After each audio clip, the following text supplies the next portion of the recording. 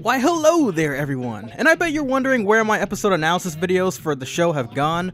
Well, it's time that I told you. First things first is that I've clearly been slacking with the pace of my video analyzing for the most part, and I felt it was time for a change. Not only will this more than likely ensure that I stay on top of things, but I believe it's going to be an even better experience simply picking and choosing which significant topics to overview, rather than stressing myself out on breaking down the entirety of an episode all at once. So yeah, you've seen the title of this video. Let's dive right into this and talk about the Covens and their role in the Titans uprising and much more. Roll that intro, baby.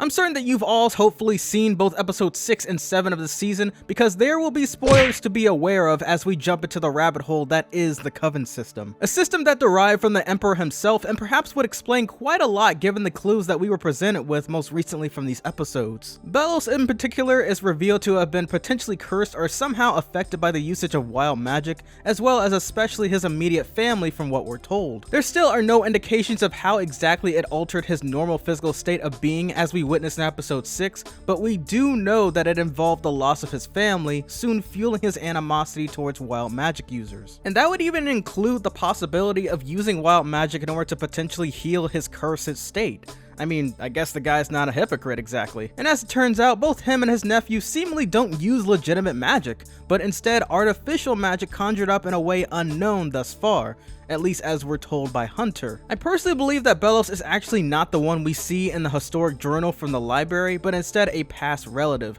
while Belos is only a direct descendant of his, making more sense to the fact that he clearly is another person, and not someone who waited centuries just to all of a sudden create the order known as the Coven system. A system that forces others to join one Coven to not only control what magics they're limited to, even if they didn't have intentions of using it wildly, but also to manipulate those same people from having self-control. A method we also see Kikimora clearly utilize in order to have dominion over one of the main Coven leaders themselves. Imagine what wonders could come about with everyone possessing a Coven sticker on their arm. And then speaking of Kikimora, what exactly are her intentions? But most of all, was her betrayal against one of Belos' most trusted royal guards truly in light of pure jealousy? Or is there more behind the monster on her head? Oh yeah, and I can't go another day without mentioning that awesome reveal of Principal Bump using a creature over his head in order to help him see this whole time. Anyways, Kiki, for all we know, doesn't want the Emperor to actually succeed in his plans in unifying all Coven heads in order to achieve the goals for the Day of Unity. And clearly this is going to become an enormous part of this season, as the heads are even included within the introduction itself. Perhaps in the end, Belos' true intentions are to indeed contain and control magic users and their abilities,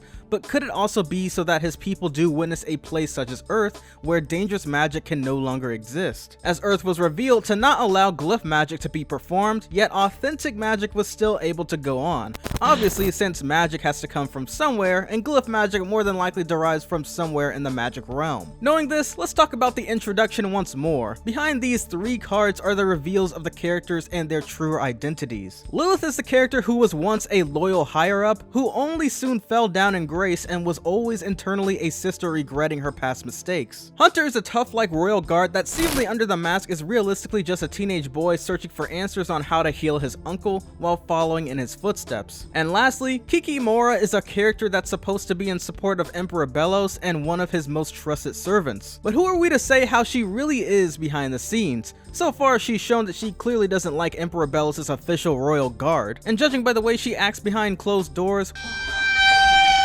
what else about her do we not know? Is she aware of Belos' plan in concealing magic and intends to use those powers for herself? Could she actually be helping in order to officially put an end to magic covens due to the Titan actually deceiving Belos?